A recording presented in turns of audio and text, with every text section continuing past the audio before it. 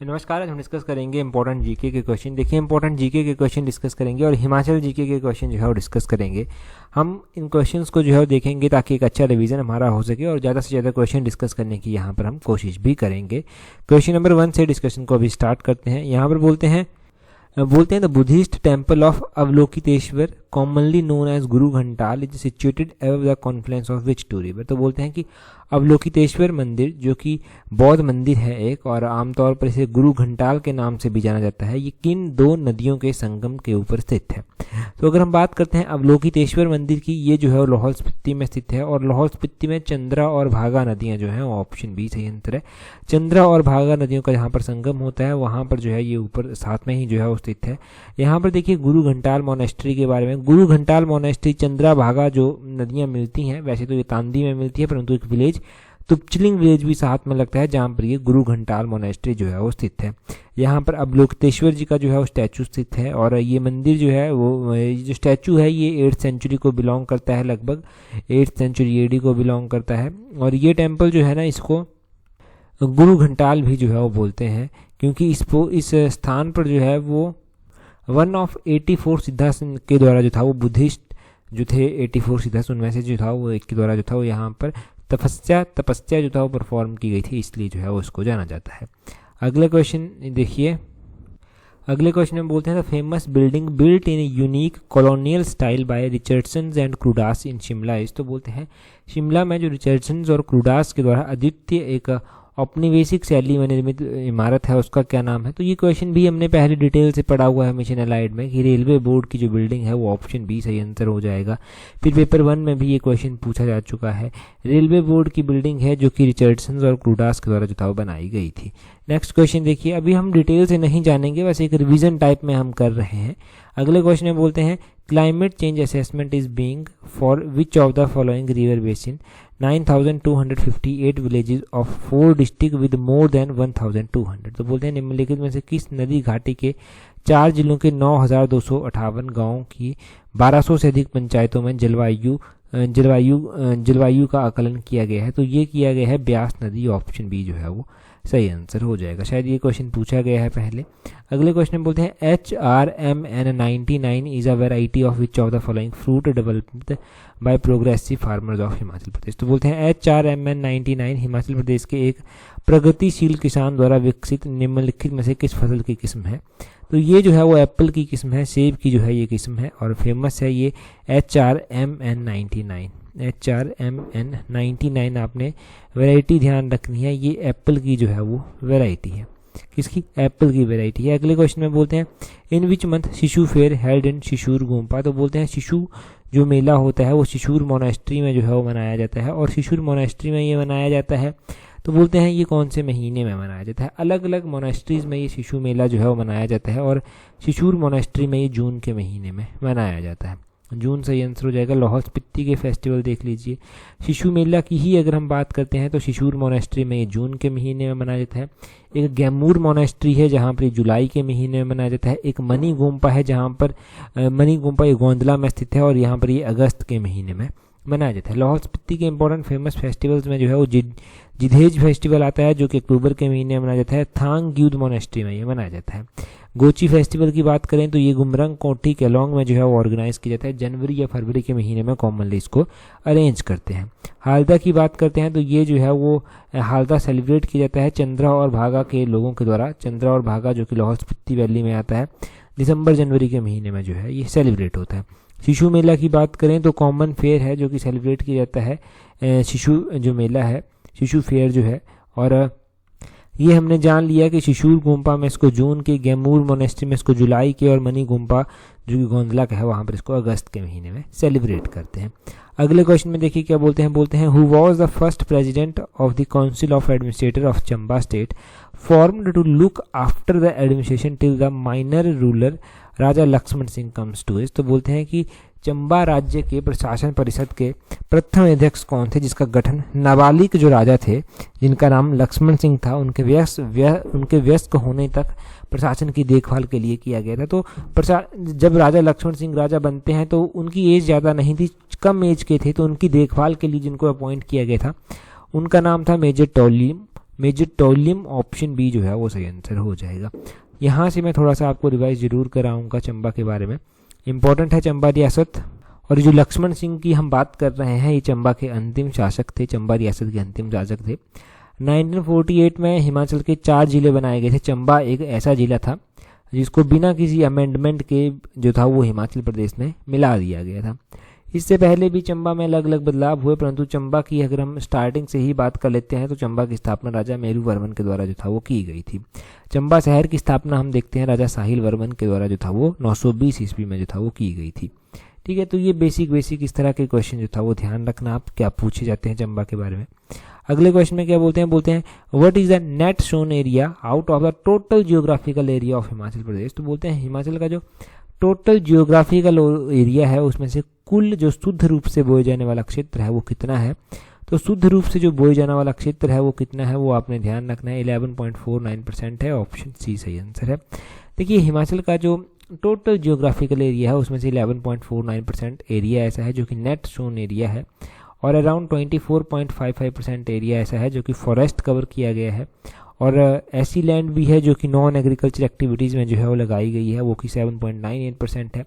कुछ fallow land भी आती है जो कि 1.53% है। कुछ बैरन और अनकल्टिवेटेड लैंड भी हिमाचल में आती है जो कि 16.73% जो है वो आती है। तो यहाँ से ये ज़रूरी बनता है कि जो जियोग्राफिकल एरिया है उसमें से जो नेट सोन एरिया है वो कितना है, क्योंकि मोस्टली जो नेट सोन एरिया एग्जाम में पूछा गया है। इसके अलावा जो है फॉरेस्ट कवरेज भी पूछा गया है, 24.55 हो गया। लैंड जो नॉन एग्रीकल्चर एक्टिविटीज़ में इन्वॉल्व है 7.98 है। फैलो लैंड है 1.53, बैरन और अनकल्टिवेटेड लैंड 16.73% है। अगले क्वेश्चन में बोलते हैं NABARD is implementing the promotion of the digital payment in mandis in which of the following mandis. तो बोलते हैं कि नाबार्ड के द्वारा जो सब्जी मंडियां हैं, फल मंडियां हैं, वहाँ पर जो है वो डिजिटल भुगतान को बढ़ावा देने के लिए लागू की गई है प्रणाली। तो वो कौन कौन सी मंडियों में की गई है, तो वो 2 मंडियों में की गई है। एक तो APMC मंडी है सोलन की, ये आपने ध्यान रखना है, APMC मंडी है सोलन की, और दूसरी मंडी जो है वो कौन सी है, ढली मंडी है शिमला की। तो APMC मंडी है सोलन की और ढली मंडी है शिमला की। 1 और 3 सही आंसर हो जाएगा। इस हिसाब से ऑप्शन बी 1 और 3 जो है वो इसका सही आंसर हो जाएगा।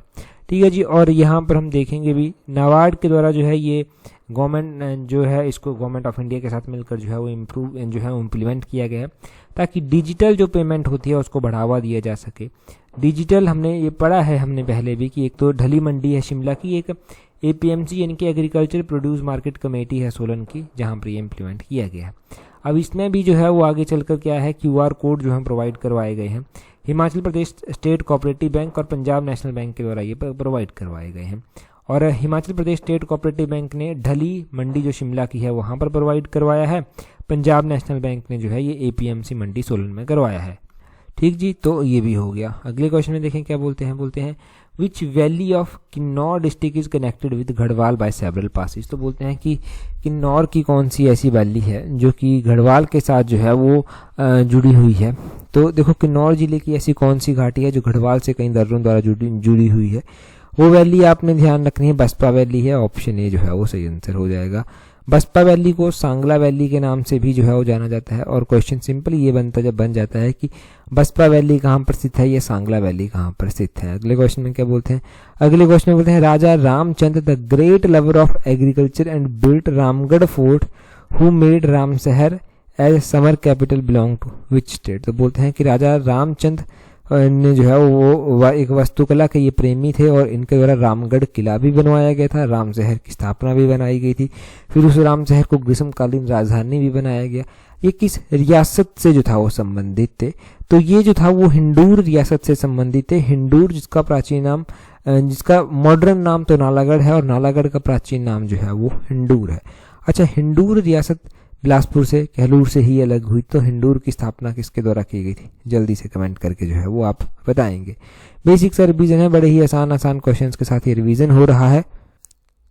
अगले क्वेश्चन में बोलते हैं Trigarta denotes the region drained by which of the following river. तो बोलते हैं त्रिगर्त है ना, वो निम्नलिखित में से किन नदियों के द्वारा प्रवाहित किए जाने वाले क्षेत्र को कहते हैं। तो त्रिगर्त कहते हैं जो कि ब्यास, सतलुज और यमुना से प्रवाहित किया जाता है क्षेत्र, ब्यास, सतलुज और रावी, इन नदियों के बीच के क्षेत्र को जो था वो त्रिगर्त कहते थे। त्रिगर्त एंशियंट एक हमारे पास हिमाचल का प्रिंसली स्टेट है, और त्रिगर्त का हमने महाभारत में भी पढ़ा है कि यहाँ के जो राजा सुशर्मा थे उनके द्वारा महाभारत में भी भाग लिया गया था, और महाभारत में ये कौरवों की ओर से जो था वो लड़े थे। महाभारत में किसके? कौरवों की ओर से जो था उनके द्वारा लड़ाई की गई थी।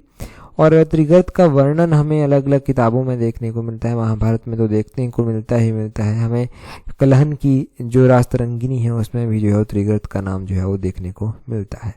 ठीक है जी, नेक्स्ट क्वेश्चन देखते हैं हमारे पास। नेक्स्ट क्वेश्चन में क्या बोला गया है? नेक्स्ट क्वेश्चन में बोला गया है battle of Dhalog fought between Raja Janardan of Chamba and which of the following. तो बैटल ऑफ ढलोग होती है एक। बैटल ऑफ ढलोग जो होती है वो एक तो राजा जनार्दन के बीच में होती है, जनार्दन जो कि चंबा के राजा थे। दूसरा ये जगत सिंह के साथ होती है। जगत सिंह जो था वो नूरपुर के राजा थे। ऑप्शन ए जो है वो सही आंसर हो जाएगा। जगत सिंह नूरपुर के राजा थे, और चंबा के राजा कौन थे? चंबा के राजा जो था वो जनार्दन हुआ करते थे। इनके बीच में ये बैटल हुई, और इनके बीच में जो ये बैटल हुई थी इसमें क्या होता है, इसमें जनार्दन जो चंबा के राजा थे वो मारे जाते हैं। विजयी ऑब्वियसली किसकी होती है? नूरपुर के राजा जगत सिंह की जो है वो इसमें विजयी होती है। अब जनार्दन को जगत सिंह के द्वारा मारा गया था, धोखे से मरवाया गया था। 1623 के आसपास की बात है जब ये हुआ था। 1623 के आसपास की ये बात है। अगले क्वेश्चन में बोलते हैं हिमाचल प्रदेश कौशल विकास निगम वॉज इनकॉर्पोरेटेड ऑन। तो बोलते हैं कि हिमाचल प्रदेश कौशल विकास निगम, इसको HPKVN भी करके लिख देते हैं। बोलते हैं कि इसका जो स्थापना हुई थी वो कब हुई थी? एग्जैक्टली स्थापना तो 14 सितंबर को ही हुई थी, परंतु सितंबर को तो हुई थी, परंतु कौन से ईयर में हुई थी? 2015 में हुई थी। 14 सितंबर 2015 में जो था वो इसकी स्थापना हुई थी, हिमाचल प्रदेश कौशल विकास निगम की। अच्छा, कौशल विकास निगम का क्वेश्चन क्लियर हो गया। अगला क्वेश्चन देखिए, बोलते हैं Kharait is the popular folk dance of which of the following district. तो बोलते हैं खराइच जो है वो निम्नलिखित में से किस जिले का एक लोकप्रिय नृत्य जो है वो माना जाता है? तो खराइच जो है वो लोकप्रिय नृत्य है कुल्लू का। ऑप्शन बी जो है वो सही आंसर हो जाएगा। ये कुल्लू का जो है वो फेमस लोक नृत्य है। आगे बोलते हैं what is the agriculture and allied service plan outlay for the year 2023-24। ये बहुत बार पूछा जाता है, एग्रीकल्चर का आउटले कितना है, अलग अलग सेक्टर्स का आउटले कितना है। तो ये क्वेश्चन पूछा जाता है, अभी नहीं पूछा गया है ये क्वेश्चन, तो पूछे जाने की संभावना भी है। 2023-24 में जो एग्रीकल्चर एंड अलाइड सर्विसेज की योजना का परिव्यय है वो कितना है? वो है 969 करोड़। ऑप्शन ए जो है वो सही आंसर हो जाएगा। नेक्स्ट क्वेश्चन में बोला गया है, बोलते हैं which of the following is not correctly match. तो इनमें से कौन सा सही रूप से सम्मिलित नहीं है? तो यहाँ पर कुछ प्लेयर दिए गए हैं, वो कौन सी खेल से जुड़े हुए हैं वो दिया गया है। श्री विजय कुमार दिए गए हैं, क्या ये शूटिंग से सब जुड़े हुए हैं? तो बिल्कुल सही बात है, विजय कुमार जो है वो शूटिंग से ही जुड़े हुए हैं। चरणजीत सिंह दिया गया है, तो ये भी फेमस हॉकी प्लेयर थे, ये भी सही दिया गया है। अजय ठाकुर भी फेमस कबड्डी प्लेयर हैं, बिल्कुल सही बात है। निषाद कुमार जो है वो क्या लॉन्ग जंप से जुड़े हुए हैं। अभी हमने पैरालंपिक्स में इनका नाम भी पढ़ा था, इनको 2 मेडल भी जो था वो मिला था। अब निषाद कुमार की अगर हम बात करते हैं कि निषाद कुमार लॉन्ग जंप से जुड़े हुए हैं, तो लॉन्ग जंप से नहीं जुड़े हुए हैं। ऑप्शन डी जो है वो सही आंसर हो जाएगा। चलो सही बात है कि निषाद कुमार जो है वो लॉन्ग जंप से नहीं जुड़े हुए हैं, तो कौन सी खेल से जो है ये जुड़े हुए हैं ये भी पता होना चाहिए। तो ये जो है वो हाई जंप से जो है वो जुड़े हुए हैं। कौन से? हाई जंप से जो है वो जुड़े हुए हैं। और हिमाचल प्रदेश के कौन से जिले से ये संबंध रखते हैं? ये ऊना जिले से जो है वो संबंध रखते हैं। अच्छा, निषाद कुमार ऊना जिले से संबंध रखते हैं। इनको जो है वो जो अभी पेरिस में और टोक्यो में जो है वो पैरालंपिक्स हुए थे, वहाँ पर इनके द्वारा मेडल भी जीता गया। कौन सा मेडल जो था वो इनके द्वारा जीता गया था? निषाद कुमार के द्वारा। तो हाई जंप के साथ ये जुड़े हुए थे, और हाई जंप में इन्होंने जो है इनके द्वारा सिल्वर मेडल यहाँ पर जीता गया था। तो सिल्वर मेडल भी इनके द्वारा ध्यान रखना है, जो कि इनके द्वारा पेरिस 2000 की गेम्स में जो था वो 2024 की गेम्स में जो था वो जीता गया था पैरालंपिक्स में। अगले क्वेश्चन में बोलते हैं which of the following district has least road density in the state. सबसे कम जो जिन रोडों का घनत्व है वो कहाँ पर है? हिमाचल प्रदेश में सबसे कम वाला पूछा गया है। सबसे हाईएस्ट रोड डेंसिटी वैसे तो हमीरपुर डिस्ट्रिक्ट में है, परंतु यहाँ से सबसे कम पूछा गया है तो वो लाहौल स्पीति डिस्ट्रिक्ट में आती है। ऑप्शन बी सही आंसर हो जाएगा। हमीरपुर में रोड डेंसिटी थोड़ी ज़्यादा है, लाहौल स्पीति में जो है वो सबसे कम है। आगे बोलते हैं in which year Yol cantonment was established. तो योल कैंट पड़ता कहाँ पर है? डिस्ट्रिक्ट कांगड़ा में ये पड़ता है, धर्मशाला के नज़दीक पड़ता है। बोलते हैं योल कैंट की स्थापना कब की गई थी? योल कैंट की 1942 में स्थापना की गई थी। ऑप्शन सी जो है वो इसका बिल्कुल सही आंसर जो है वो हो जाएगा, 1942। अगले क्वेश्चन में बोलते हैं in which year the unique Jhugga Satyagraha started? तो झुग्गा जो आंदोलन था, ये झुग्गा आंदोलन हुआ था कहाँ? बोलते हैं कौन से ईयर में ये हुआ था? 1883 में के आसपास ये हुआ था, परंतु झुग्गा आंदोलन हुआ कौन से प्रिंसली स्टेट में था? वो आप कमेंट करके जो है वो जल्दी से बताइए कि कौन से प्रिंसली स्टेट में ये हुआ था। कई बार क्वेश्चन सिंपली प्रिंसली स्टेट को लेकर ही बन जाता है। अगले क्वेश्चन में बोलते हैं Rothney castle was the abode of which of the following? तो रोथनी कैसल जो एओ हेयूम थे उनका जो था वो एक निवास माना जाता था, अबॉर्ड माना जाता था। यहाँ पर ही उनके मन में इंडियन नेशनल कांग्रेस की स्थापना का विचार आया था। यहाँ पर विचार उनके मन में आया गया था कि एक इस तरह से इंडियन नेशनल कांग्रेस जो है वो होनी चाहिए, और फिर उसके बाद जो है वो इंडियन नेशनल कांग्रेस इनके द्वारा बनाई गई। और कौन से ईयर में बनाई गई? 1885 के आसपास जो था वो इंडियन नेशनल कांग्रेस बनाई गई थी। उसकी स्थापना 1885 के आसपास जो था वो की गई थी। नेक्स्ट क्वेश्चन देखेंगे। अगला क्वेश्चन भी आसान ही है। बोलते हैं where is Panchayati Raj training institute located in Shimla district? तो बोलते हैं कि शिमला जिले में पंचायती राज प्रशिक्षण संस्थान कहाँ स्थित है? तो शिमला में जो पंचायती राज प्रशिक्षण संस्थान है ये मशोबरा में स्थित है। कहाँ पर? मशोबरा में स्थित है। अच्छा, ये मशोबरा कहाँ पर पड़ता है? मशोबरा देखो ये जो है वो कहाँ पर पड़ता है? डिस्ट्रिक्ट शिमला में जो है ये पड़ता है। नेक्स्ट क्वेश्चन देखिए, बोलते हैं Kamru Nag lake situated at altitude of? तो बोलते हैं कि जो कामरू नाग झील है वो जो है वो बोलते हैं कितनी ऊंचाई पर जो है वो स्थित है? तो हम अप्रॉक्सीमेट में यहाँ पर बात कर लेंगे, लगभग 10,000 फीट की ऊंचाई पर जो है ये स्थित है। हाँ, हमारे पास लेक्स के बारे में भी क्वेश्चन पूछ जाता है। ये जो कामरू नाग झील है ये पड़ती कहाँ पर है? कौन से डिस्ट्रिक्ट में जो है ये पड़ती है? कामरू नाग झील जो है वो कहाँ पर पड़ती है? ये झील जो है वो पड़ती है डिस्ट्रिक्ट मंडी में। और डिस्ट्रिक्ट मंडी में ऐसा नहीं है कि कामरू नाग झील ही जो है वो डिस्ट्रिक्ट मंडी में पड़ती है। डिस्ट्रिक्ट मंडी में और भी ऐसी लेक्स हैं, इंपॉर्टेंट लेक्स हैं और जो पड़ती हैं यहाँ पर, जैसे कि कौन कौन सी झीलें हो गई जो कि मंडी में पड़ती हैं? रिवालसर झील हो गया, प्राशर झील हो गया, कुंतभ्योग झील हो गया, कलासर लेक हो गया, सुखसार झील हो गया और कुमारवाह झील हो गया, जो कि मंडी में जो है वो पड़ती हैं। और हमने यहाँ पर कामरू नाग लेक के बारे में जो है वो जान लिया। ठीक है, नेक्स्ट क्वेश्चन की ओर चलेंगे। बोलते हैं यहाँ पर, बोलते हैं which Mian set up a branch of Ghadar party in Mandi around 1914-15? तो बोलते हैं 1914-15 के आसपास किस मियाँ ने मंडी में एक गदर पार्टी की शाखा की स्थापना की थी? ये क्वेश्चन भी हमने पढ़ा है मिशन अलाइड में, डिटेल से पढ़ रखा है। अभी इमीडिएटली आपके नाम मन में मियाँ जवाहर सिंह का नाम आना चाहिए। ऑप्शन बी जो है वो सही आंसर हो जाएगा। मियाँ जवाहर सिंह ने 1914-1915 के आसपास जो था वो मंडी में गदर पार्टी की स्थापना की, इसकी में जो है वो स्थापना की थी और या फिर इसमें सहायता की थी। क्वेश्चन पूछने वाला ये भी पूछ सकता है कि मंडी में जो गदर पार्टी बनी थी वो कब बनी थी?